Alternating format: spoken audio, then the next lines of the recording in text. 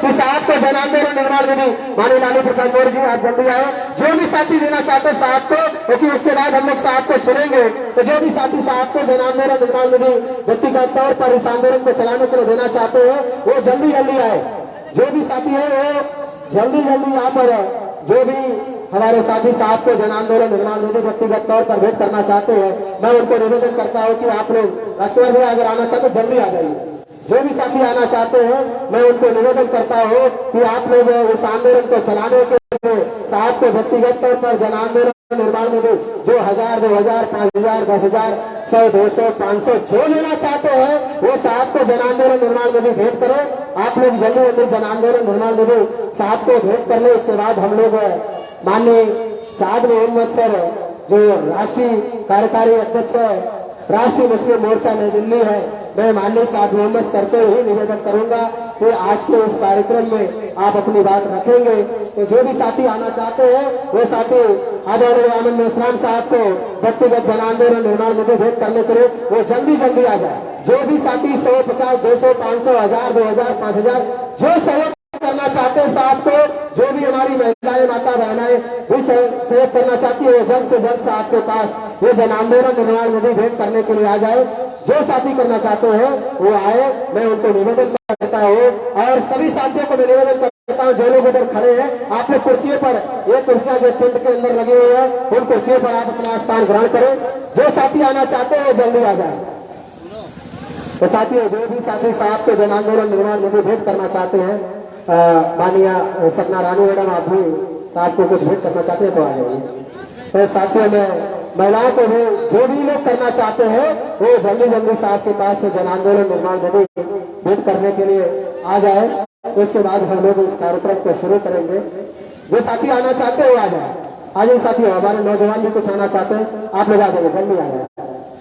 जो भी आप करना चाहते हैं कि ये परिवर्तन यात्रा लगातार 365 दिन तक इस देश में चले, इस परिवर्तन यात्रा को इस समाज के सहयोग से हम लोग चला रहे हैं और आदरणीय आनंद इस्लाम साहब आप लोगों के सहयोग से इस देश में चल रहे हैं। तो आप लोग जो भी सहयोग करना चाहते हैं कि हमें सहयोग आदरणीय आनंद इस्लाम साहब से हम लोग करना चाहते हैं, तो जो भी महिलाएं जो भी हमारे नौजवान युवा साथी साहब को सहयोग करना चाहते हैं, हमारे किसान विद्यार्थी युवा बेरोजगार जो भी आप करना चाहते हैं, अगर आप 10 रुपए भी साहब को देना चाहते हैं तो आप आकर के साहब को 10, 20, 50, 100, 200, 500, 1000, 2000, 5000, 10,000 जो लेना चाहते हैं वो जन आंदोलन निर्माण निधि देने के लिए आप लोग आ सकते हैं। और ये जन आंदोलन निर्माण निधि से ही साथियों हम लोग इस देश में परिवर्तन यात्रा चला रहे हैं। ये जितना सब कुछ हम लोग लेकर चल रहे हैं देश भर में, ये आप लोगों के सहयोग से चल रहे हैं। आप लोग ऐसा करें। तो साथियों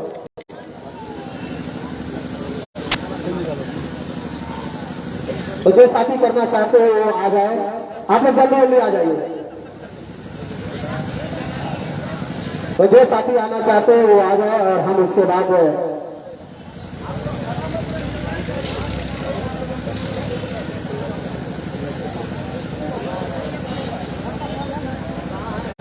जो भी साथी आना चाहते हैं वो जल्दी आ जाए और उसके बाद हम लोग साहब को तो मैं साथियों अब आप लोग बैठ जाए। अगर आप सभी साथी मैं निवेदन करना चाहूंगा कि अब आप लोग कुर्सियों पर अपना स्थान ग्रहण करें। अब साहब के बोलने के बाद फिर हम आप लोगों को 5 मिनट का समय देंगे। उस दरमियान जो भी साथी फिर साहब को जन आंदोलन निर्माण निधि भेंट करना चाहेंगे उस दरमियान कर लेंगे। तो साथियों मैं माननीय चाँद मोहम्मद सर जो राष्ट्रीय कार्यकारी अध्यक्ष है राष्ट्रीय मुस्लिम मोर्चा नई दिल्ली और अपनी बात रखे माननीय चाँद मोहम्मद सर। बहुत बहुत धन्यवाद। पूरे देश में ईवीएम भंडाफोड़ परिवर्तन यात्रा की शुरुआत 26 जनवरी 2023 से मूल निवासी नायक ये ईवीएम भंडाफोड़ परिवर्तन यात्रा पार्ट 2 आपके बीच में आ चुकी है।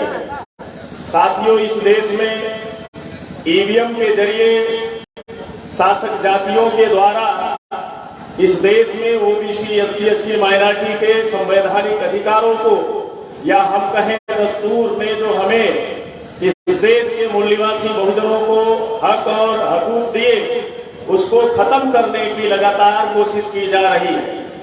चूंकि ईवीएम इलेक्ट्रॉनिक वोटिंग मशीन है, एक इलेक्ट्रॉनिक डिवाइस है उपकरण है और ये संवेदनहीन मशीन है, इसके अंदर कोई संवेदना नहीं है।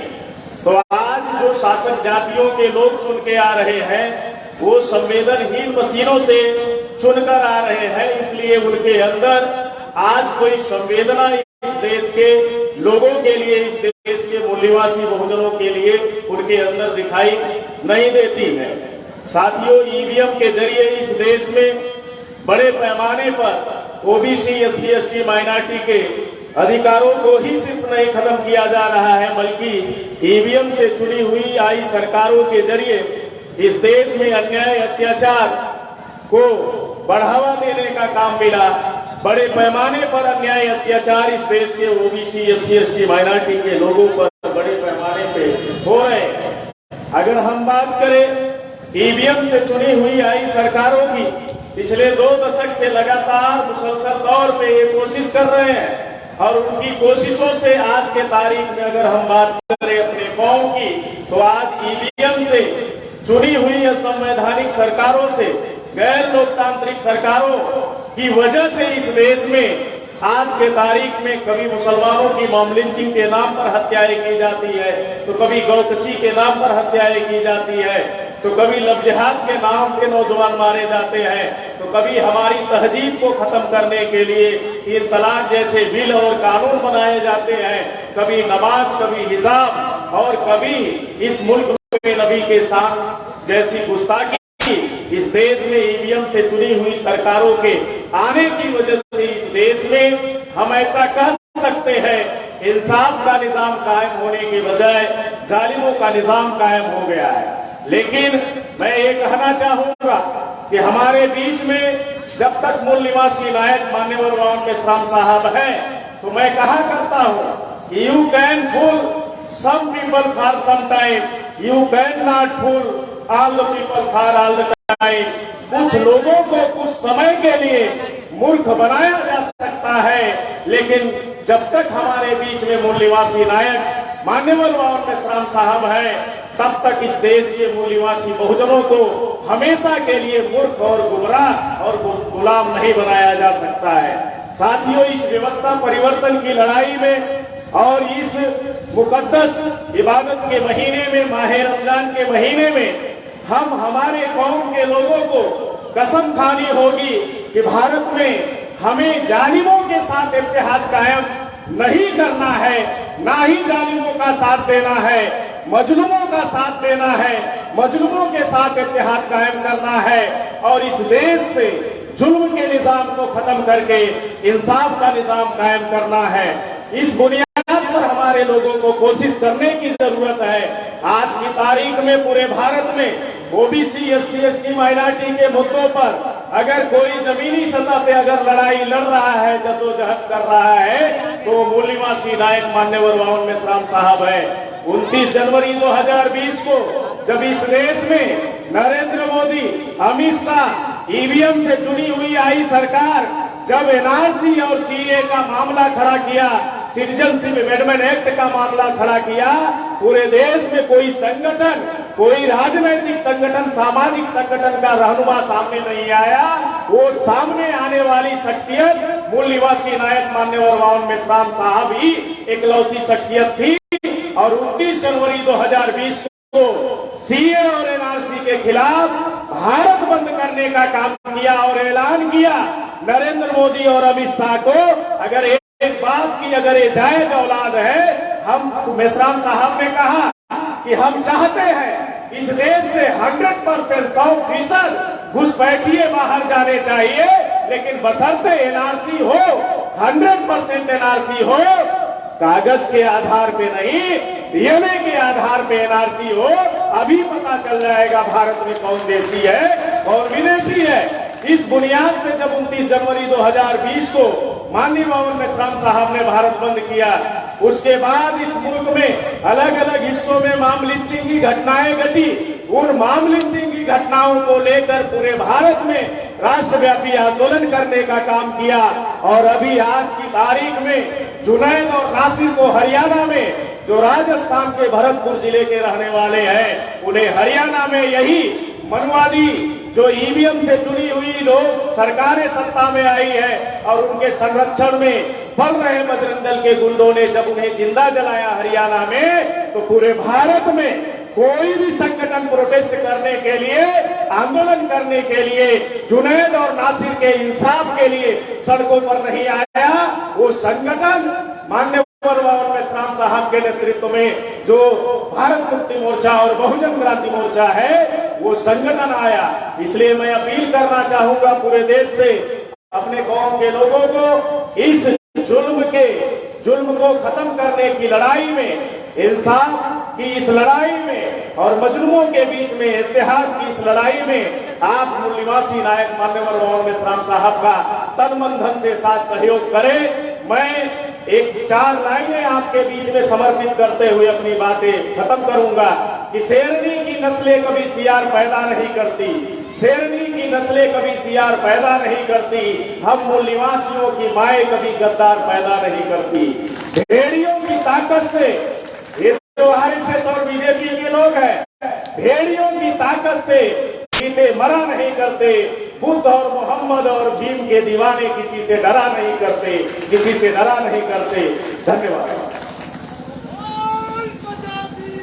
धन्यवाद, बहुत बहुत धन्यवाद साथियों। मैं अब आप लोगों को निवेदन करना चाहता हूँ कि जो लोग अभी साहब के जन आंदोलन में मानने की भेंट करना चाह रहे हैं, तो आप लोग आ जाए। बोले सलाम। जो लोग साहब को जिंदगी देना चाह रहे हैं, आप लोग आ जाइए, जल्दी आ जाए। साहब को बोलने से पहले हम इसको करवा लेते हैं और उसके बाद साथी साहब को बुलवाएंगे। तो जो साथी देना चाह रहे हैं आ जाए। जो साथी साहब को व्यक्तिगत निधि देना चाहते हैं कि हम 1000, 2000, 100, 200, 500 साहब को निधि देना चाहते हैं ये परिवर्तन यात्रा चलाने के लिए, तो वो लोग जल्दी आ जाए साहब को देने के लिए। तो मैं आप लोगों को निवेदन कर रहा हूँ, जो भी साथी आना चाहते हैं वो साहब को आकर जन आंदोलन में भेंट करें।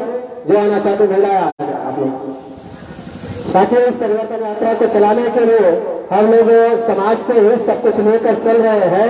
तो जो भी साथी जन आंदोलन निर्माण निधि साहब को भेंट करना चाहते हैं वो जल्दी आ जाए और फिर इसके बाद हम साहब को आज के इस कार्यक्रम की अध्यक्षता करने के लिए आमंत्रित करेंगे। तो जो भी साथी आना चाहते हैं वो अभी आ जाए।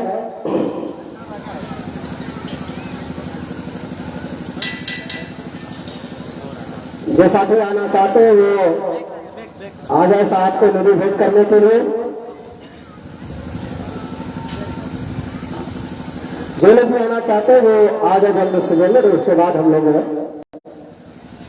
साथियों, हमें आदरणीय वामन मेश्राम साहब, राष्ट्रीय अध्यक्ष भारत मुक्ति मोर्चा एवं राष्ट्रीय संयोजक बहुजन क्रांति मोर्चा नई दिल्ली, जिनके नेतृत्व में यह परिवर्तन यात्रा चल रही है, मैं सर को निवेदन करता हूं कि आप आए और आज के इस कार्यक्रम को संबोधित करें। आदरणीय वामन मेश्राम साहब, राष्ट्रीय अध्यक्ष भारत मुक्ति मोर्चा एवं राष्ट्रीय संयोजक बहुजन क्रांति मोर्चा नई दिल्ली, आपके नेतृत्व में ये राष्ट्रव्यापी ईवीएम भंडाफोड़ परिवर्तन यात्रा पार्ट 2 चल रही है, जो कन्याकुमारी से कश्मीर तक। मैं सर को निवेदन।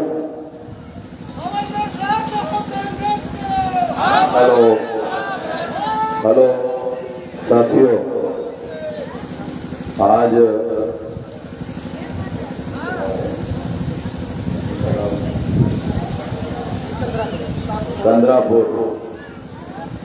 कंदरापुर में ईवीएम भंडाफोड़ परिवर्तन यात्रा आ पहुंची है। ये परिवर्तन यात्रा पहले हमने कश्मीर से कन्याकुमारी तक निकाली थी। अभी वो 180 दिन की थी। अब इस बार हमने कन्याकुमारी से कश्मीर तक निकलने वाली परिवर्तन यात्रा निकाली है। ये 674 जिलों में चलेगी और 365 दिन तक, साल भर तक ये चलेगी।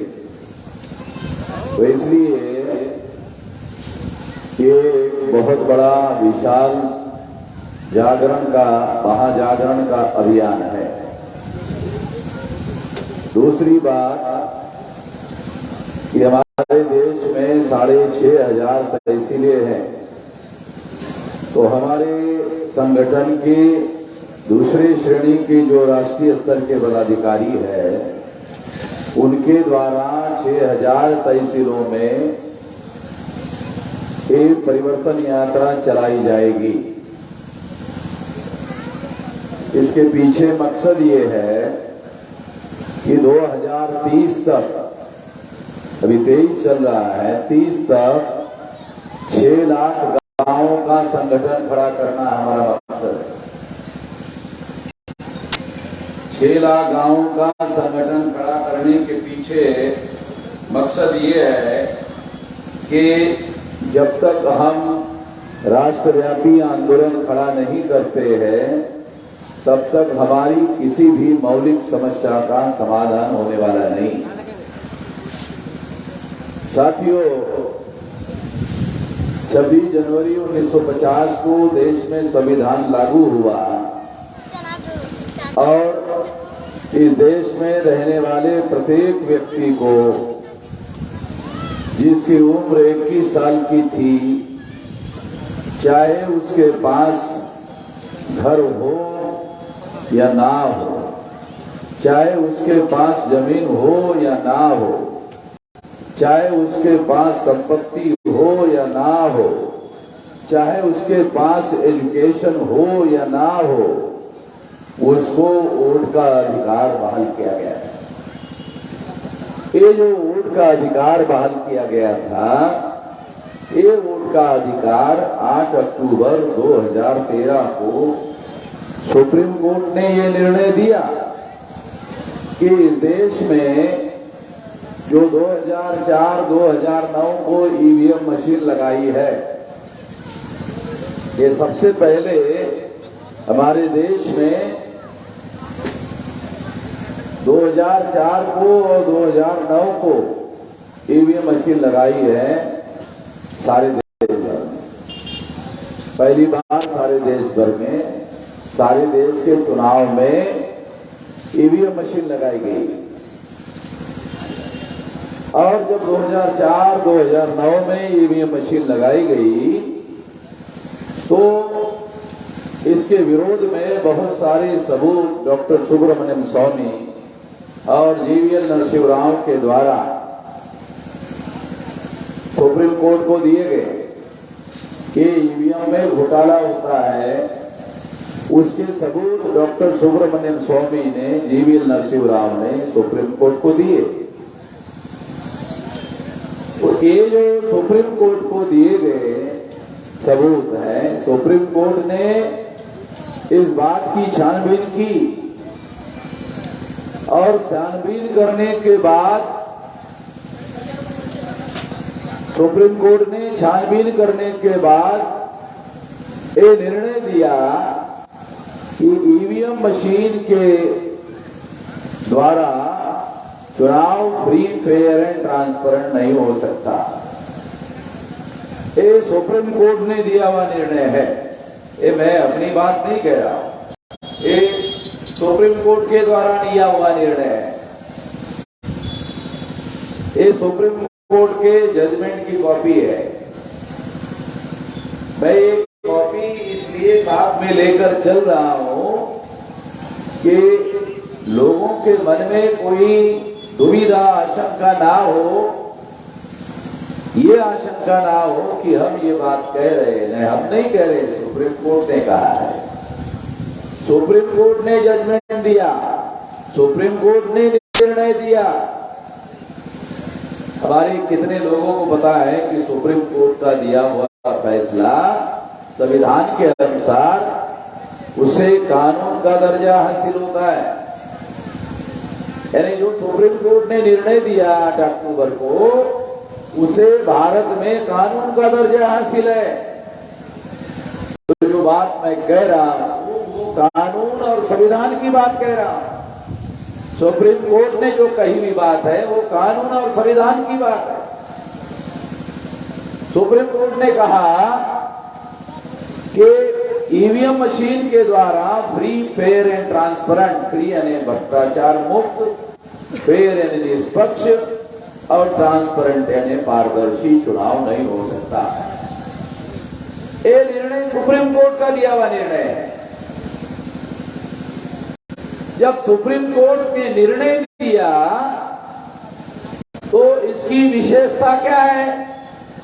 इसकी विशेषता ये है कि भारत में अब किसी भी आदमी को, किसी भी नागरिक को ईवीएम में घोटाला होता है, इसे साबित करने की जरूरत नहीं है।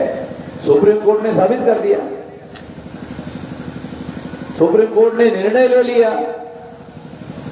जब सुप्रीम कोर्ट ने छानबीन करने के बाद निर्णय दिया कि ईवीएम में घोटाला होता है, तो फिर आपको और हमें दोबारा साबित करने की जरूरत नहीं है। सुप्रीम कोर्ट भारत के संविधान के अनुसार बनाई हुई भारत की सबसे बड़ी अदालत है और उससे बड़ी कोई अदालत नहीं है। अगर आप मैजिस्ट्रेट के कोर्ट में जाते हो तो वो निर्णय हाई कोर्ट में, जिला कोर्ट में बदल जाता है, मगर सुप्रीम कोर्ट का दिया हुआ फैसला फाइनल जजमेंट है, फाइनल निर्णय है कि फ्री, फेयर एंड ट्रांसपेरेंट चुनाव नहीं हो सकता। इसका दूसरा अर्थ है कि ईवीएम में घोटाला होता है और जितने चुनाव ईवीएम से हुए सारे के सारे चुनाव घोटाले, अनस्टेबल, अस्थिर सरकारें रही। क्यों? काशीराम जी ने कहा कि हमने जो सारे देश भर में जागरण शुरू किया, उसकी वजह से सेंट्रल में कोई सरकार स्टेबल गवर्नमेंट नहीं बना पाई। एक काशीराम जी का रिकॉर्डेड बयान है। और इसलिए जब ऐसी बात हुई तो 84 के पहले काशीराम जी ने नारा लगाया था, वोट हमारा, राज तुम्हारा, नहीं चलेगा, नहीं चलेगा, नहीं चलेगा। तो उस समय कांग्रेस की सरकार थी, राजीव गांधी प्रधानमंत्री थे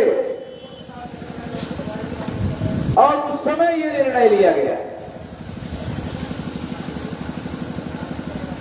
उस समय यह निर्णय लिया गया कि यदि ईवीएम मशीन लाकर वोटों की चोरी नहीं की गई तो इस देश पर कांग्रेस का राज खत्म हो जाएगा।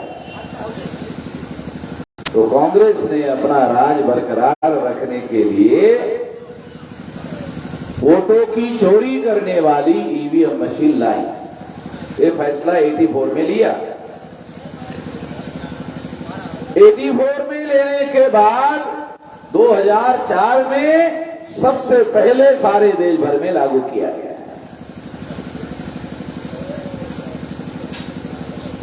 तो इसको हम लोगों को ठीक से जानना और समझना बहुत जरूरी है।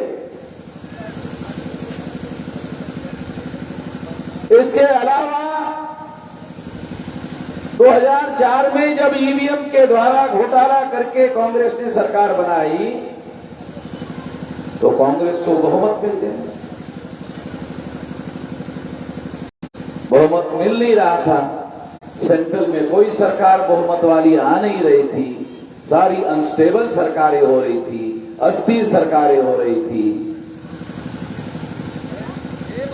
ईवीएम मशीन आते ही स्टेबल गवर्नमेंट हो गई। 2004 से 2009 तक, 14 तक 10 साल स्टेबल गवर्नमेंट आ गई। एकाएक जागृति जो देश में पैदा हो गई थी खत्म कैसे हो गई? अगर जागृति थी तो स्टेबल गवर्नमेंट कैसे आ गई? वो ईवीएम मशीन के द्वारा वोटों की चोरी करके सरकार और जब 2004-2014 को 2009 को स्टेबल गवर्नमेंट बनी तो बीजेपी को बड़ी हैरानी हुई, अरे ऐसे कैसे? तब जाकर सुप्रीम कोर्ट ने फैसला दिया कि ईवीएम मशीन के द्वारा फ्री फेयर एंड ट्रांसपेरेंट चुनाव नहीं हो सकता। यूरोप में जर्मन के सुप्रीम कोर्ट ने फैसला दिया था ईवीएम मशीन अनकॉन्स्टिट्यूशनल है। ईवीएम मशीन जो जर्मन में है वही भारत में है। कोर्ट ने कहा था ईवीएम मशीन अनकॉन्स्टिट्यूशनल है, असंवैधानिक है, और सुप्रीम कोर्ट ने पाबंदी लगाई जर्मन में ईवीएम मशीन चुनाव में नहीं रहेगी, रद्द कर दिया। भारत के सुप्रीम कोर्ट ने चुनाव घोटाला करने वाली मशीन है तो कॉन्स्टिट्यूशन के विरोध में सुप्रीम कोर्ट को इसे असंवैधानिक घोषित करके रद्द कर देना चाहिए था। भारत के सुप्रीम कोर्ट ने ऐसा नहीं किया।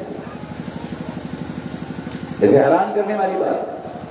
और जिस जज ने इसे अनकॉन्स्टिट्यूशनल घोषित नहीं किया वो रिटायरमेंट के दूसरे दिन उसको नरेंद्र मोदी ने गवर्नर बनाया। चीफ जस्टिस सदाशिवम ये 8 अक्टूबर 2013 को ये निर्णय जो है देने वाला जो जस्टिस है, ये इसमें नाम लिखा हुआ है जस्टिस सदाशिवम चीफ जस्टिस थे, उन्होंने ये निर्णय दिया। लोगों को इस बात की हैरानी हुई थी कि जब जर्मन के सुप्रीम कोर्ट ने ईवीएम को असंवैधानिक घोषित किया तो भारत के सुप्रीम कोर्ट ने इसे केवल फ्री फेयर एंड ट्रांसपेरेंट में चुनाव नहीं कर सकती, ईवीएम में घोटाला होता है ऐसा मानने के बाद भी चीफ जस्टिस सदाशिवम ने इसे असंवैधानिक घोषित नहीं किया। उसकी वजह क्या थी? उसकी वजह थी कि सदाशिवम ने घोटाला पकड़ने वाली और मशीन लगा दी। इस मशीन को एक और मशीन लगा दी, घोटाला पकड़ने वाली मशीन लगा दी। उस मशीन का नाम था पेपर ट्रेल। मैंने पेपर ट्रेल मशीन लगाया। तो 1950 से लेकर अब तक 3 तरीके से हमारे देश में चुनाव हो रहा है। तो पहले तो आप लोगों को वो 3 तरीके जो है वो जानना समझना होगा। ये यहाँ का पॉम्पलेट है, ले आओ साथियों। सबसे पहले जब आप चुनाव 1950 के दौरान की बात है, थोड़ा याद दिलाकर आपको बात समझाना चाहता हूं। 1950 के दौरान जब चुनाव होता था बैलेट पेपर से होता था। जब आप बूथ पर चुनाव में वोट डालने के लिए जाते थे तो क्या होता था, चुनाव आयोग के कर्मचारी आपको बैलेट पेपर देते थे और बैलेट पेपर देने के बाद में आप लोग क्या करते थे, आप लोग उसको देखते थे कि कैंडिडेट के क्या नाम है, उम्मीदवार के क्या नाम है। फिर देखते थे कि चुनाव निशान क्या है। तो चुनाव निशान देखते थे, गधा है, घोड़ा है, सुअर है, कुत्ता है। तो आप लोग जानते हैं ऐसे चुनाव निशान नहीं होते। मैं भी जानता हूं ऐसे चुनाव निशान नहीं होते। फिर मैं क्यों बता रहा हूं? समझाने के लिए बता रहा हूं, उदाहरण देने के लिए बता रहा हूं ताकि बात आपको समझ में आ जाए। फिर क्या होता था, फिर आप देखते थे इसको वोट दे, किसको वोट दे, किसको वोट दे, किसको वोट दे। तो फिर आप सोचते थे उस समय चलो इस बार कुत्ते को वोट दे दिया जाए। और फिर आप क्या करते थे, मोहर उठाते थे। उस समय मोहर होती है, मोहर उठाते थे, अरे शाही नहीं है। फिर आप क्या करते थे, इंक का पैड होता था उसमें ऐसा लगा, हाँ इंक लग गई। फिर कुत्ता देखते थे, चुनाव निशान कहाँ है, यहाँ सबसे नीचे। फिर आप ऐसा लगा कर हाँ लग गया, बराबर लग गया। जहां मैं लगाना चाहता हूं वही लग गया है। जिसके आंखों से कम दिखाई देता था वो चश्मा लगा देता था, ऐसे चश्मा लगा, बराबर लग गया है, लग गया। ऐसा करके फिर आप लोग क्या करते थे, ऐसा फोल्ड करते थे, ऐसा फोल्ड करते थे, फिर छोटा फोल्ड करके ब्लड बॉक्स में डाल देते थे और डालने के बाद में निश्चित होकर घर में जाते थे कि मैंने जिस कुत्ते को वोट दिया है मेरा वोट उसी कुत्ते के नाम पर जमा हो गया। आपको पूरी गारंटी होती थी, आपके मन में कोई भ्रांति नहीं होती थी और आप निश्चिंत होकर घर में जाते थे कि हाँ बराबर मैंने जिस कुत्ते को वोट दिया है इसी के नाम पर जमा हो। फिर ईवीएम आ गया, तो पहला हो ना क्या, पहला तरीका। दूसरा तरीका क्या है, ईवीएम आ गए 2004 में। फिर आप वोट डालने के लिए गए और आपने ईवीएम में बटन दबाया, जैसे बैलेट पेपर पर चुनाव निशान दिखता था और उस पर मोहर लगा हुआ दिखाई देता था अपनी आंखों से, ईवीएम मशीन में आपने बटन दबाया 2004 को, आपके आंखों से दिखाई नहीं दिया कि आपका वोट कहां गया। आपने बटन तो दबाया मगर आपके आंखों से 2004 में दिखाई नहीं दिया। जब दिखाई नहीं दिया वोटर क्या कर, अरे सर मेरा वोट इधर उधर तो नहीं चला गया, देखता क्या देखता, अरे इधर उधर तो नहीं गिरा, इधर उधर तो दिख नहीं रहा है। चुनाव आयोग का कर्मचारी आया, उसको क्या कहता है, चुनाव आयोग का कर्मचारी आकर जब ये इधर उधर देखता तो चुनाव आयोग का कर्मचारी आकर उसको कहता, वोटर को कहता हो गया, अच्छा हो गया, हाँ हो गया। अब उसको तो कुछ दिखाई नहीं। अब कर्मचारी बोल रहा है चुनाव आयोग का हो गया। फिर चुनाव आयोग के कर्मचारी ने पूछा किधर से आए थे, कहा इधर से आए, हाँ इधर जाओ जल्दी जाओ, हो गया जाओ, जैसे भगा दिया जाता है जाओ। तो वो सोचते हो सारा मेरा वोट किसको दिखाई देगा, जैसे बैलेट पेपर पर दिखता था उसे दिख नहीं रहा, पता नहीं सारा किसके नाम पर जमा हुआ कि नहीं, चला गया है अनिश्चित मन से, पता ही नहीं चला उसको वोट किसके नाम पर जमा हो गया। ये 2004 में हुआ, ये 2009 में हुआ। इसीलिए सुप्रीम कोर्ट ने इस जजमेंट में एक अंग्रेजी शब्द लिखा, वो शब्द है ईवीएम मशीन पारदर्शी नहीं है, मतलब वोट किसके नाम पर जमा हुआ आंखों से दिखाई नहीं देता था, इसलिए सुप्रीम कोर्ट ने कहा ईवीएम मशीन पारदर्शी नहीं है। रिकॉर्ड में जजमेंट में, और जब ये ईवीएम मशीन दिखाई नहीं देने वाला वोट जो है, वो वोटर जो है कंफ्यूज होकर भ्रांतिपूर्ण विचार के आधार पर घर में चला जाता है और इसी के आधार पर डाटा कलेक्ट करके मामला सुप्रीम कोर्ट में गया था और इसी के आधार पर सुप्रीम कोर्ट ने 8 अक्टूबर 2013 को निर्णय दिया था कि ईवीएम मशीन के द्वारा फ्री फेयर एंड ट्रांसपेरेंट चुनाव नहीं हो सकता। ईवीएम में घोटाला होकर के चुनाव हो रहा है, घोटाले को रोकना होगा। रोकने के लिए सुप्रीम कोर्ट ने पेपर ट्रेल मशीन लगाया। अब तीसरी मशीन आ गई, तीसरा तरीका आ गया चुनाव का, ईवीएम के अलावा अब पेपर ट्रेल मशीन आ गई। अब पेपर ट्रेल मशीन 2014 में लगी। सुप्रीम कोर्ट ने पेपर ट्रेल मशीन क्यों लगाई? घोटाला पकड़ने के लिए लगाई। घोटाला पकड़ने के लिए मशीन क्यों लगाई?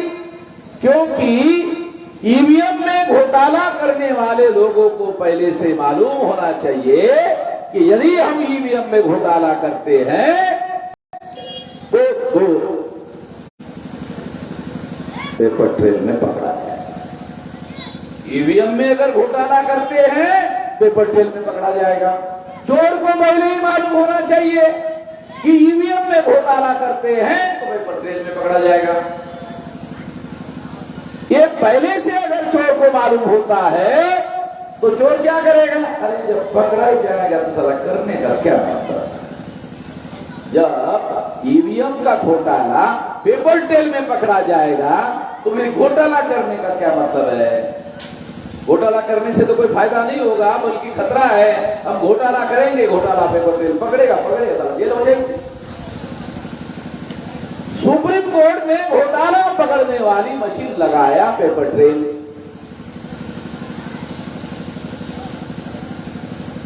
और इसके आधार पर ईवीएम को चुनाव में चालू रखा गया।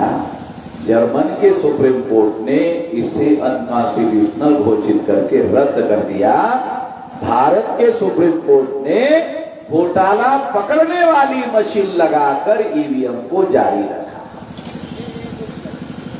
ये जारी रखने की वजह से chief justice of India Sadasivam को नरेंद्र मोदी की सरकार ने जब ये फैसला दिया, जिस जज ने दिया, उसके बाद चुनाव हुआ, नरेंद्र मोदी प्रधानमंत्री बने। प्रधानमंत्री बनने के बाद वो चीफ जस्टिस रिटायर्ड हो गया। जो चीफ जस्टिस रिटायर्ड हो गया,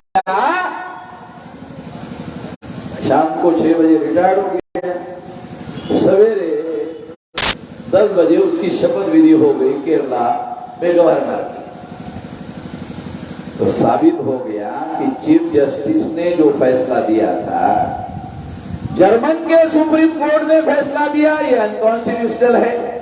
भारत के सुप्रीम कोर्ट ने कहा ईवीएम मशीन जारी रख सकते हो, घोटाला करने वाली है, मगर मैं घोटाला पकड़ने वाली मशीन लगाकर ईवीएम को हम जारी रख सकते हैं।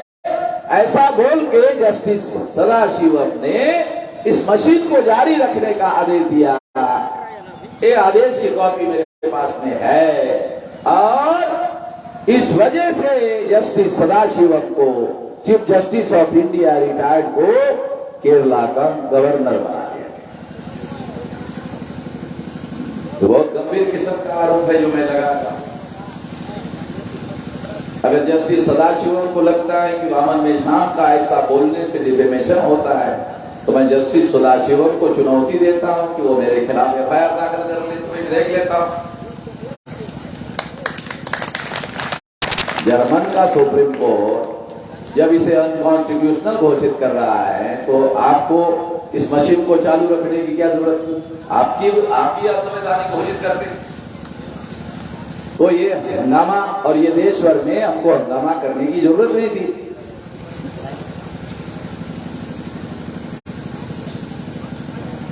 तो इस तरह से इस बात को हम लोगों को जानने की, हमको समझने की जरूरत है।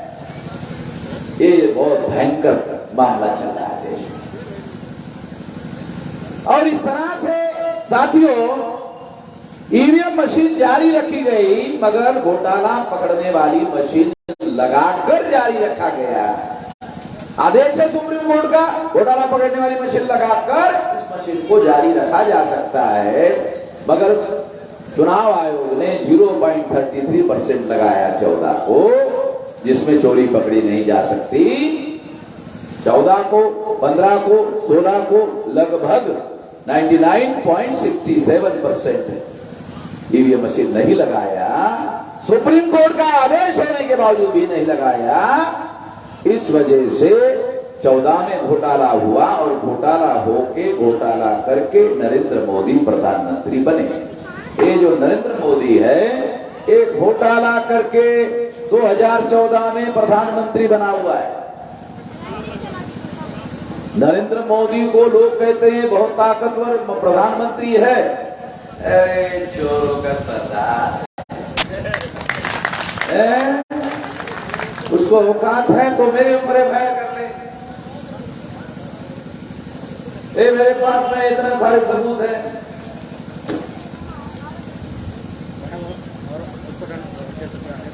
नरेंद्र मोदी को भी मालूम है मेरे पास सबूत है। नरेंद्र मोदी को भी मालूम है मेरे पास सबूत है। और मैं कोई वामन मेश्राम कोई इंडिविजुअल आदमी थोड़ी है। वामन मेश्राम नेशनल प्रेसिडेंट वामन मेश्राम है भाई। तू प्रधानमंत्री है तो है। मैं कोई आयरिया गहरिया नत्थू गहरिया थोड़ी हूँ। और अगर तुमको लगता है या किसी को लगता है कि वामन मेश्राम को जेल में जाने से डर लगता है, अरे गांधी जी जेल में जाते जाते महान हो गए साहब। मैं कौन सा छोटा होने वाला हूँ? मैं कोई चोरी चकारी ठगी कर रहा हूँ तो देश को बचाने के लिए काम कर रहा हूँ। अरे गांधी जी देश को आजादी के लिए लड़ रहे थे तो मैं देश को बचाने के लिए लड़ रहा हूँ। मैं कौन सी चोरी चकारी कर रहा हूँ? तो नरेंद्र मोदी 2014 में ईवीएम में घोटाला करके प्रधानमंत्री बने। घोटाला पकड़ने वाली मशीन ईवीएम मशीन को पेपर ट्रेल मशीन, घोटाला पकड़ने वाली मशीन पेपर ट्रेल मशीन नहीं लगाई चुनाव आयोग ने। तो 2016 को मैं सुप्रीम कोर्ट में गया।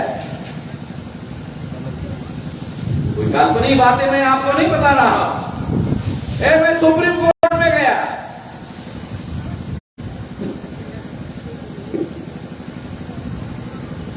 और सुप्रीम कोर्ट को कहा कि आपने आदेश दिया था, आपने कहा था कि ईवीएम से घोटाला होता है और घोटाला रोकने के लिए पेपर ट्रेल मशीन लगाना होगा।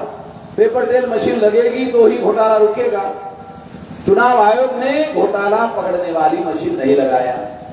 14 को नहीं लगाया, 15 को नहीं लगाया, 16 को नहीं लगाया। जब नहीं लगाया तो ईवीएम का घोटाला तो जारी। आपने जो निर्णय दिया उसकी वजह से आपने कहा पेपर ट्रेल मशीन लगाने से घोटाला पकड़ा जाएगा।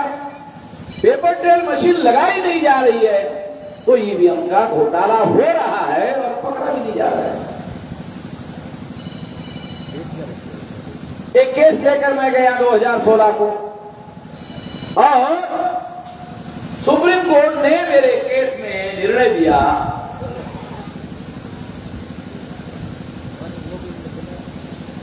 सुप्रीम कोर्ट के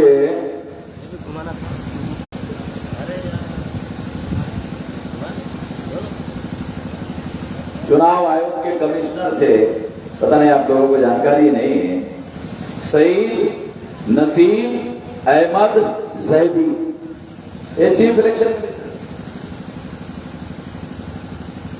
मेरे पास सारा डॉक्यूमेंट है, नाम के साथ पढ़ रहा। चीफ इलेक्शन कमिश्नर जैदी थे और जैदी को मैंने सुप्रीम कोर्ट में खींचा और सुप्रीम कोर्ट ने जैदी के विरोध में 24 अप्रैल 2017 को मेरे केस में निर्णय दिया कि जैदी गलत है, जो चीफ इलेक्शन कमिश्नर गलत है और पेपर ट्रेल मशीन घोटाला पकड़ने वाली मशीन 2019 में लगाई जाएगी, 100% लगाई जाएगी। ईवीएम मशीन को अगर ईवीएम मशीन 13 लाख है तो पेपर ट्रेल मशीन भी 13 लाख लगाई जाए।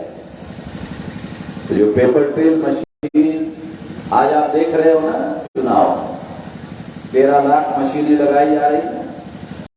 किसने लगाई?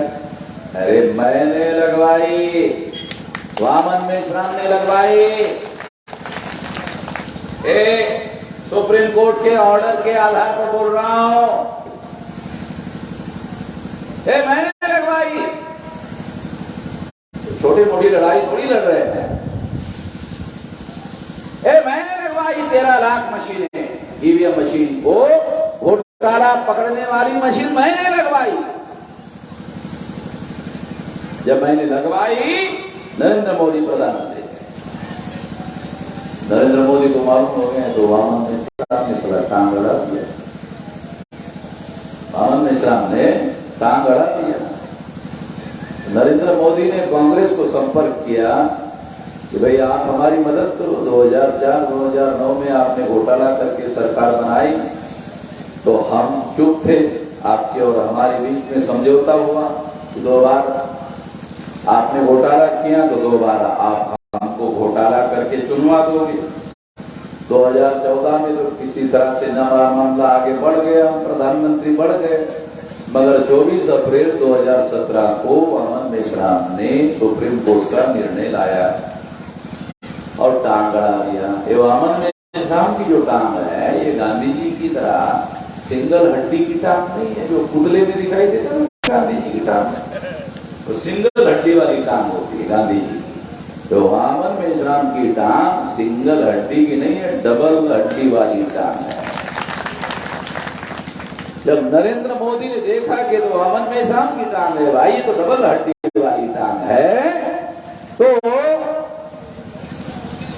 नरेंद्र मोदी ने कांग्रेस को कहा कि भाई हमारी मदद करो।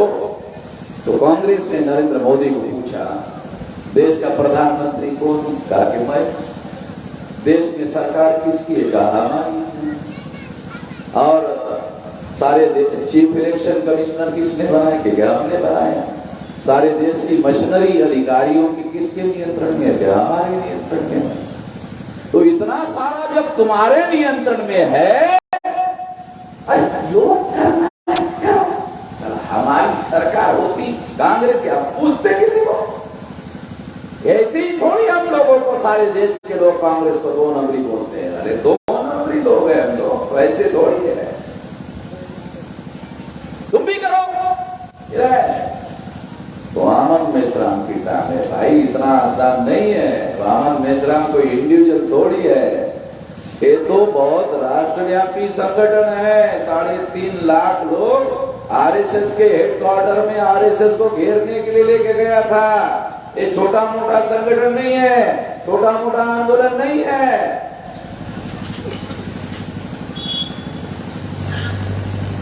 तो इसलिए नरेंद्र मोदी ने कांग्रेस को कहा कि अभी आपको मदद करनी होगी। आपके और हमारे बीच में गुप्त समझौता है। 2 बार आपने घोटाला किया, हम चुप रहेंगे। 2 बार हम घोटाला करेंगे, आप चुप रहेंगे। तेरी भी चुप, मेरी भी चुप, चिड़ी चुप, कोई कुछ नहीं बोलेगा। और जनता जनार्दन को मालूम नहीं होगा। अरे बोलेगा तो मालूम होगा, अब बोलेगा ही नहीं तो मालूम कहां से होगा? आदमी बोलेगा ही नहीं तो खबर कहां से आई? तो इसलिए साथियों, लोगों को मालूम नहीं हुआ, गुपचुप तरीके से इन्होंने करने का प्लान बनाया। तो हमने सुप्रीम कोर्ट का ऑर्डर लाकर 100% पेपर ट्रेल मशीन, घोटाला पकड़ने वाली मशीन लगाने का ऑर्डर दिया। तो कांग्रेस ने फरवरी 2019 को, जो मई 2019 को चुनाव था, कांग्रेस ने बीजेपी आरएसएस की मदद करने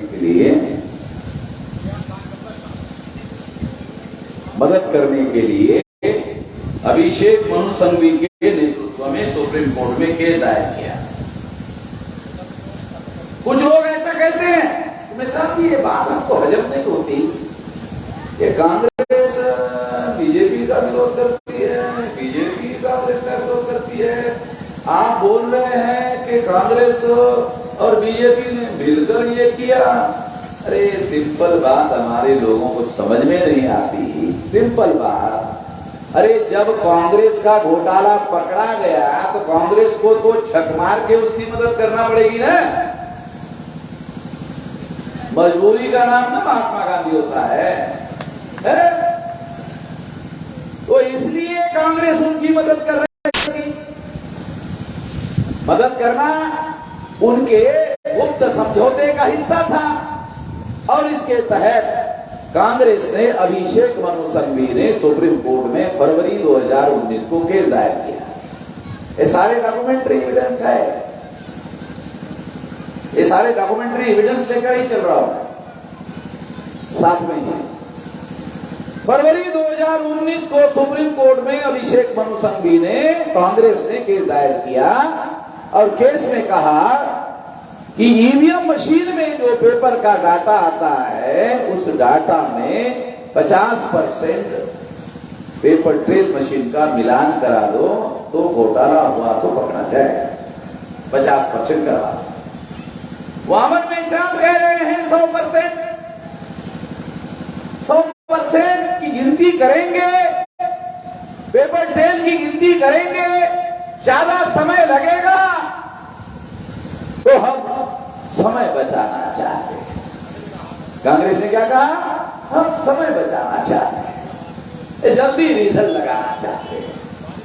तो हमारे वकील ने कहा, कांग्रेस के वकील को, अरे भाई तुम 50% मिलाने की बात कर रहे हो, मिलान करने की बात कर रहे हो।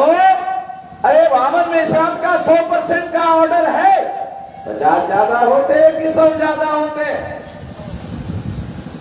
100 ज्यादा होते ना। तो पहले जब 100 का ऑर्डर है, तुम अभी बाद में 50 का मांग रहे हो। अबे 100 का पहले से है, वो भी सुप्रीम कोर्ट का है, तो 50 की बात बाद में कर रहे हो। नहीं, ज्यादा समय लगता है। तो संविधान में लिखा है कम समय में रिजल्ट लगाना चाहिए। हमारे वकील ने पूछा, बताओ कहां लिखा है संविधान में?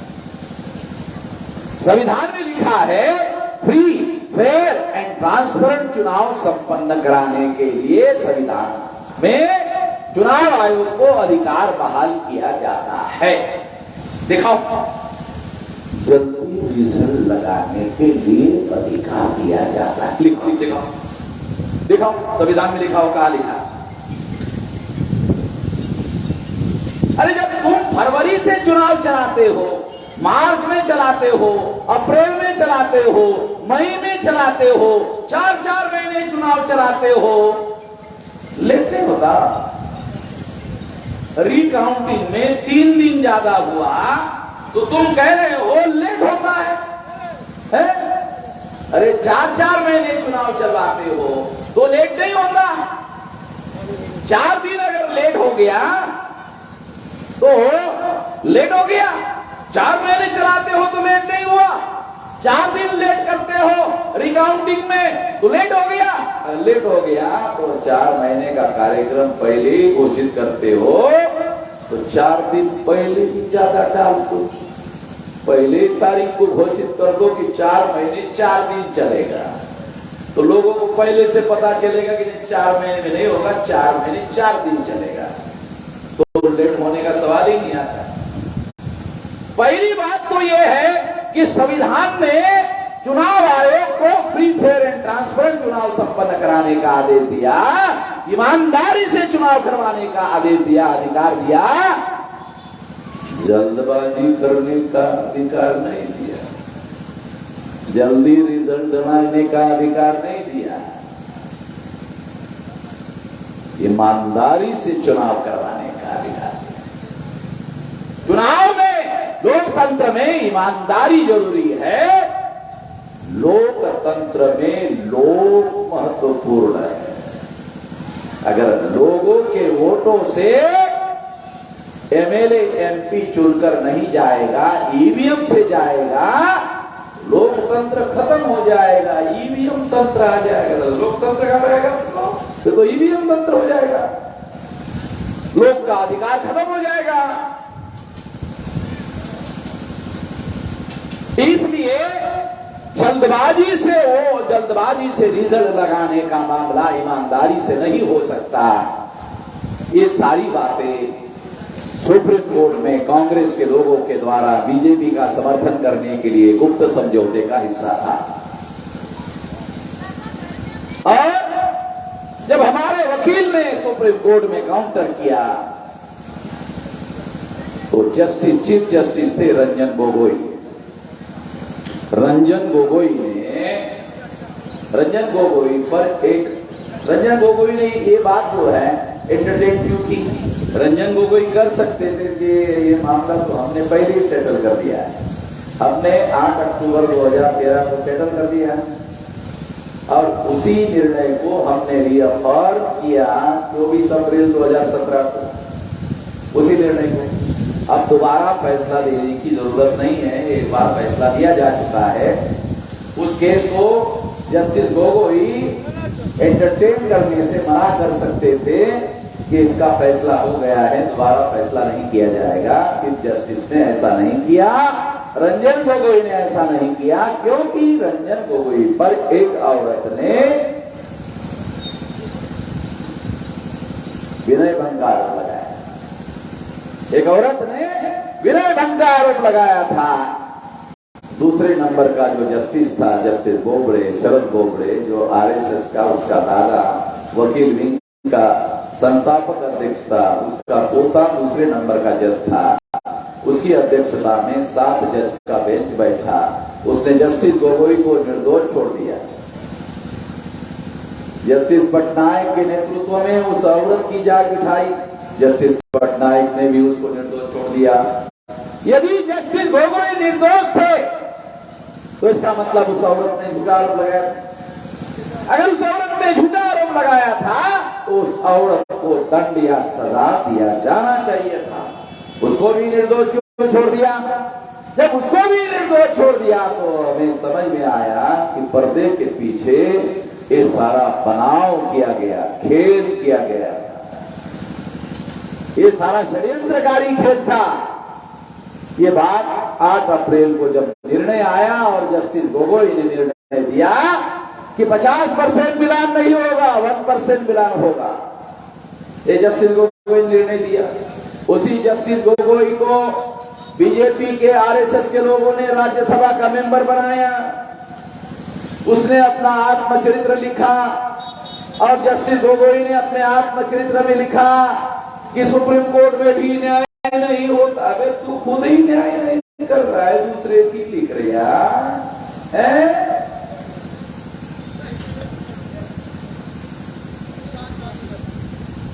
जब ऐसा फैसला आया 1% का तो नरेंद्र मोदी आरएसएस बीजेपी को लगा अब तो हम लोगों को चोरी करने से कोई नहीं रोक लगा, कोई रोक नहीं लगा सकता।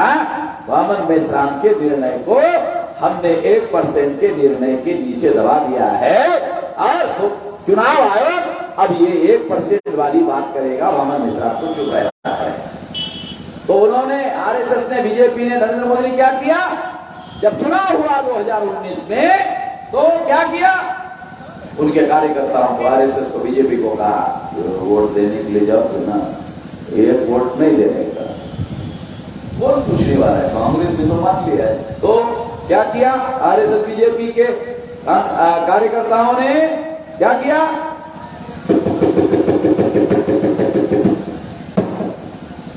एक आदमी वोट देना था, 10-10, 20-20 वोट दे लेना। आप बोलेंगे क्या मेश्राम जी आप इतना क्यों बोलते हो?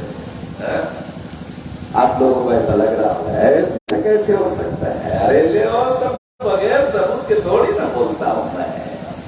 जिसका मेरे पास सबूत नहीं है वो बात में बोलता ही नहीं हो।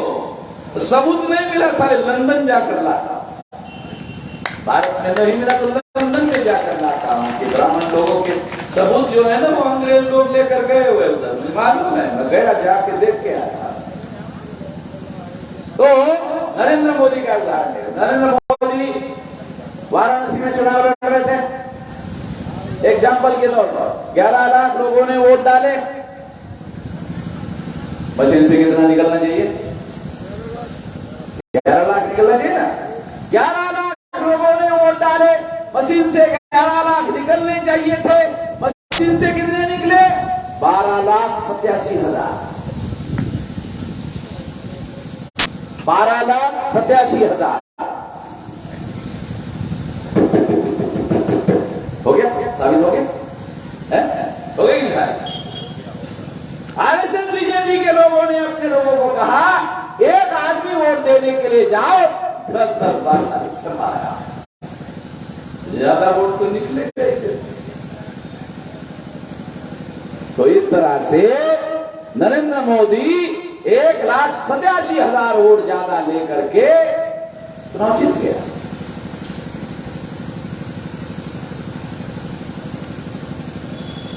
एक मामला, और उस पर पर्दा डालने के लिए नरेंद्र मोदी ने कोविड प्रोटोकॉल पहले ही घोषित कर दिया। एक कोविड प्रोटोकॉल जो है इस पर पर्दा डालने के लिए नरेंद्र मोदी ने ऐसा किया था, और कोविड का कार्यक्रम 2 साल तक चलाकर कोई कुछ कर नहीं पाया, सुप्रीम कोर्ट भी बंद था। ये सारा खेल जो है योजनाबद्ध तरीके से चलाया गया। 24 सितंबर 2019 को चुनाव आयोग ने पेपर ट्रेल मशीन, जो घोटाला पकड़ने वाली मशीन है, उसका डाटा जो चोरी पकड़ने का काम कर सकता था, वो सारा का सारा डाटा डिस्ट्रॉय कर दिया। 24 सितंबर 2019 को डाटा डिस्ट्रॉय कर दिया।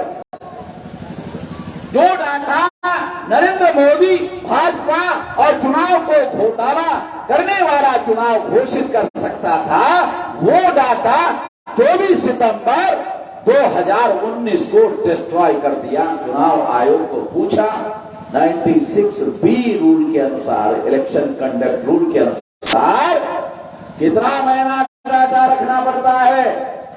तो चुनाव आयोग ने लिख कर दिया, उसका हमारे पास डाटा है, जवाब है, लिखित है। चुनाव आयोग ने लिख कर दिया 12 महीने रखना पड़ता है। तो हमने पूछा 4 महीने में क्यों डिस्ट्रॉय किया?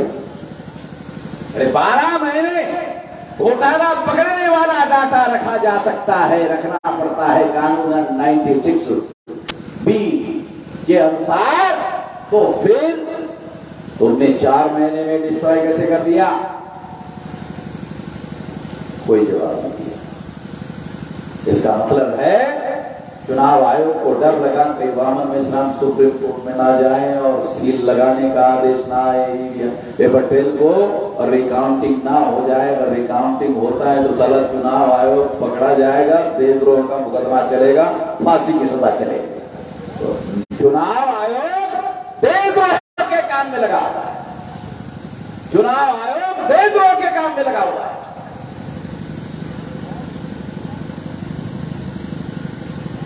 इतना भयंकर काम। इसलिए साथियों, इसे रोकना होगा।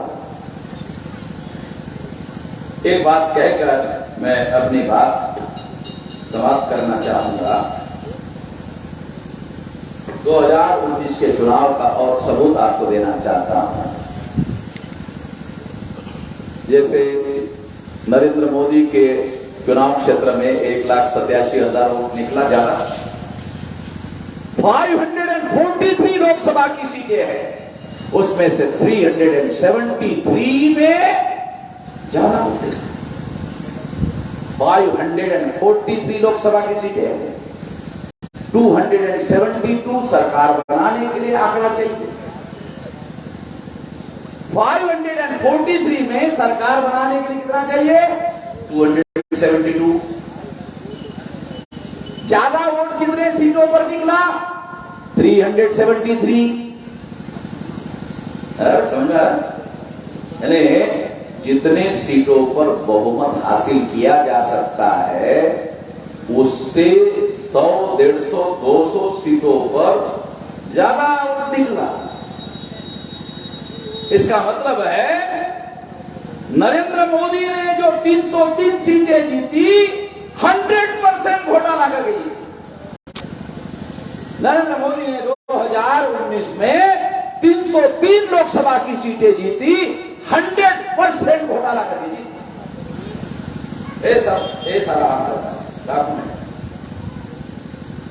ये चुनाव आयोग की तरह लिख कर दिया हुआ है।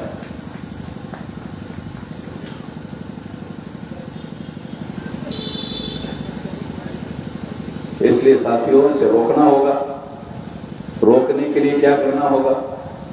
तो रोकने के लिए सबसे पहले तो जनता को मालूम होना चाहिए कि ईवीएम में घोटाला होता है। जनता को मालूम ही नहीं है। 8 अक्टूबर 2013 को सुप्रीम कोर्ट ने कहा घोटाला होता है। अगर सुप्रीम कोर्ट ने कहा घोटाला होता है तो अखबार वालों ने खबर क्यों नहीं छापी? टीवी वालों ने खबर क्यों नहीं दी? अगर अखबार वालों ने, टीवी वालों ने खबर दी होती तो मुझे ये कार्यक्रम करने की क्या जरूरत थी? जनता जाग गई होती। जनता से छुपाया गया और छुपकर ये षड्यंत्र किया गया। दुनिया में जितने भी षड्यंत्र होते हैं वो छुपकर किए जाते हैं। इसमें भी छुपाने का तरीका अपनाया गया। तो इस तरह से एक घोटाले पर पर्दा डालने की कोशिश की गई। साथियों, अब हमको रोकने के लिए क्या करना होगा, इसलिए पहली बात बताया।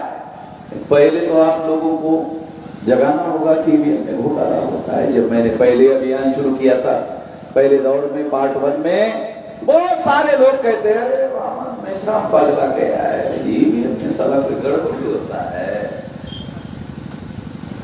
ये पगला गया है। अब दिल्ली में 13 पार्टी के लोग इकट्ठा हो गए, उसमें 4 नेशनल पार्टी के थे, एक नेशनलिस्ट कांग्रेस पार्टी, एक कांग्रेस पार्टी और 2 कम्युनिस्ट पार्टी और 9 रीजनल पार्टी। इतने सारे पार्टी के लोग इकट्ठा हो गए और कहने लगे कि जो वामन मेश्राम बोल रहा है वो बराबर है। तो पगला कौन गया, वामन मेश्राम गया कि वो लोग गए? चला, सच समझने के लिए भी समय लगता है और हमें थोड़ा पहले पता चलता है। हमारे पास बाबा साहब अम्बेडकर का दिमाग है और इस वजह से हमें पहले पता चलता है। बाबा साहब अम्बेडकर का दिमाग अमेरिका वालों ने मांगा था मरने के बाद कि थोड़ा हमको टेस्ट करने के लिए कि इतना बुद्धि कैसा है एक आदमी का, तो हमारे लोगों ने देने से मना कर। तो बाबा साहब अम्बेडकर का जो दिमाग है उसके अनुसार हम चलते हैं, उनके सोचने के तौर तरीके के अनुसार चलते हैं। तो आपको बता रहा हूं, पहला काम आपको जगाने का कर रहा हूं, आपको मालूम करवा रहा हूं जहां घोटाला होता है तो आपका साथ सहयोग मिलेगा, पहली बात। दूसरा काम क्या है, चुनाव आयोग को लेटर लिख रहे हैं कि ईवीएम से ही करवाना चाहते हो, चलो कर रहे हैं, मगर ईमानदार मशीन लाओ। घोटाला करने वाली मशीन लाते हो तो ईमानदार भी ला सकते हो, तो ईमानदार मशीन लाओ, ईवीएम मशीन से ही करवाओ, कोई बात नहीं है, हमारा कोई ऑब्जेक्शन नहीं है, ले लो ईवीएम से ले लो, मगर मशीन ईमानदार होनी चाहिए। अगर आपने इस बात को स्वीकार किया तो ठीक है, अगर नहीं किया भारत बंद करेंगे, भारत बंद करेंगे, इसके विरोध में भारत बंद करेंगे। आप लोगों को जानकारी होगी, सीएए सिटीजनशिप अमेंडमेंट एक्ट के विरोध में हमने भारत बंद करवाया था। आरएसएस के लोगों ने प्रचार किया था, बीजेपी ने प्रचार किया था कि ये जो सीएए कानून है ये मुसलमानों के विरोध में है। तो मैं आसाम गया, आसाम में 19,48,000 लोगों को नागरिकता के अधिकार से वंचित किया था, उसमें केवल 5 लाख मुसलमान थे और 14,48,000 SC ST OBC के थे। तो हमें समझ में आया कि ये कानून मुसलमानों के विरोध में नहीं है, अगर है तो 25% है, 75% SC ST OBC के विरोध में। मैं आसाम से दिल्ली आया और दिल्ली आकर फैसला किया भारत बंद करने का। भारत बंद हुआ, विशाल भारत बंद हुआ। जब विशाल भारत बंद हुआ तो नरेंद्र मोदी का, आरएसएस का, अमित शाह का, विश्व हिंदू परिषद का पास किया हुआ सीएए कानून हमने डब्बे में बंद कर दिया। लोग कहते हैं नरेंद्र मोदी बहुत ताकतवर, बहुत शक्तिशाली है। चलो मान लेते हैं नरेंद्र मोदी बहुत ताकतवर है, बहुत शक्तिशाली है, तो उसका पास किया हुआ कानून हमने डब्बे में बंद किया, वामन मेश्राम ने बंद किया, डब्बे में बंद किया, उस कानून को अमल में आने से रोक दिया। हम भी तो ताकतवर होंगे थोड़ा। अरे नरेंद्र मोदी ताकतवर है, उसका कानून हमने लागू करने से रोक दिया, 1 इंच तो ज्यादा ताकत हमारी भी होगी, ज्यादा नहीं, 1 इंच।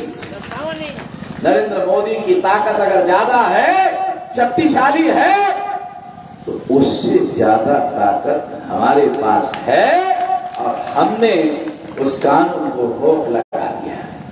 अभी तक नरेंद्र मोदी, अमित शाह, आरएसएस, भाजपा उस कानून को लागू नहीं कर पाई, न लगने देंगे आने वाले समय में।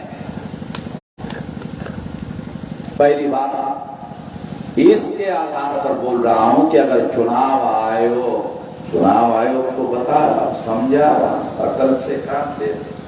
मैं तो तुम्हारे विरोध में भी भारत बंद करेंगे। भारत बंद करने के बाद भी अगर चुनाव आयोग नहीं मानता है तो 2024 के चुनाव में ईवीएम मशीन फोड़ेंगे।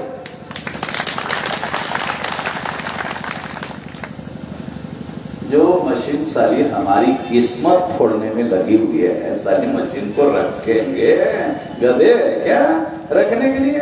जो हमारी किस्मत को जो राजा बनाने का अधिकार दिया बाबा साहब अम्बेडकर ने, अरे वो अधिकार तुम छीन गए हो, तो रख लेंगे? इतना आसानी से रहने देंगे? उसको फोड़ेंगे सारे देश में। जब हमने ये कहा, हमारे मित्र का टेलीफोन आया, कहने लगा कि मेश्राम जी जगाने का काम आप कर रहे हो तो ठीक है, फोड़ने की बात आपकी सुनी है तो मैंने कहा तो क्या, जेल हो सकता है, जेल हो सकता है। हमने उसको पूछा, गांधी जी जेल में जाते जाते महान हो गए कि छोटे हो गए? क्या महान हो गए? तो हम जेल में जाएंगे तो हम कौन सा छोटे होंगे? हम भी ना महान हो जाएंगे। और अगर हम महान हो गए, गांधी जी महान हो गए थे, तो गांधी जी ने क्या किया? अंग्रेजों को कहा क्विट इंडिया, भारत छोड़ो। बोला था ना 9 अगस्त 1942, भारत छोड़ो करो। अंग्रेजों को भारत छोड़ना पड़ा था। अगर हमको भी जेल में डाल दिया तो हम, जैसे गांधी जी ने कहा अंग्रेजों भारत छोड़ो, तो हम कहेंगे पंडितों भारत छोड़ो।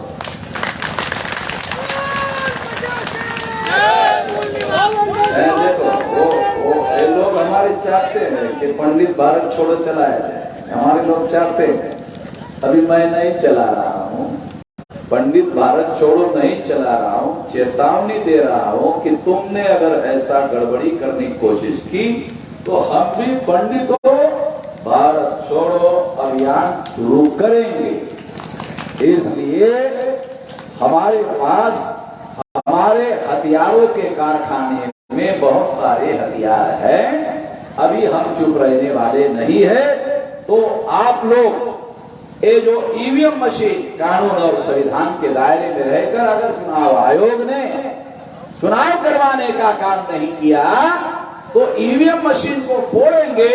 कितने लोग साथ सहयोग देना चाहते हैं? हाथ खड़े करो। अरे तो सारे के सारे लोग तैयार हैं। हम सोच रहे थे कि जो नहीं करेगा उसको देशद्रोही घोषित कर दूंगा यहाँ, और सारे का सारा बोल दिया है कि सब हम लोग फोड़ने के लिए तैयार है। तो हम सारे देश भर में तैयारी करवा रहे हैं। 10, 20, 25, 50, 100, 200 लोगों की मीटिंगें करो, फॉर्म भरवा लो कि कौन कौन जो है वो ईवीएम फोड़ने के लिए कानून और संविधान के दायरे में मशीन नहीं रहती है, फोड़ने के लिए तैयार है। फॉर्म भरवा लो, क्योंकि आज नहीं तो कल, कल नहीं तो परसों, 10 साल में आप लोगों की सेंटर में सरकार आने वाली है। आप बोलेंगे अरे हम लाने वाले भाई, ऐसे थोड़ी हम रुकने वाले। ये अभियान बहुत 6 लाख गांव में पहुंचने भर की देर है। ये हमारे लोगों की सेंटर में सरकार आ जाएगी और जो लोग ईवीएम फोड़ने के माध्यम से जेल में जाएंगे उनको स्वतंत्रता सेनानी का सर्टिफिकेट दिया जाएगा। सारे कांग्रेसियों ने जो कभी जेल में नहीं गया उसको अभी भी स्वतंत्रता सेनानियों का सर्टिफिकेट दे रहे हैं, अभी भी दे रहे। अरे अभी कैसे दे रहे? तो जेल में जो जाएगा ये हमारी आजादी की लड़ाई है, आजादी की जंग है, तो ये सर्टिफिकेट जरूर दिया जाएगा। इसका क्या फायदा होगा? आप बोलेंगे SC ST OBC को तो पहले रिजर्वेशन है। नहीं, जिसके पास ये सर्टिफिकेट होगा नौकरी उसको पहले मिलेगी, SC ST OBC को दूसरे नंबर पर। ये कानून ही ऐसे बना दिया जाएगा। तो जो इस लड़ाई में साथ सहयोग करेंगे उन सभी लोगों का अभिनंदन है, नंदन है, अभिनंदन है। आपने हमारी बात सुनी, धन्यवाद।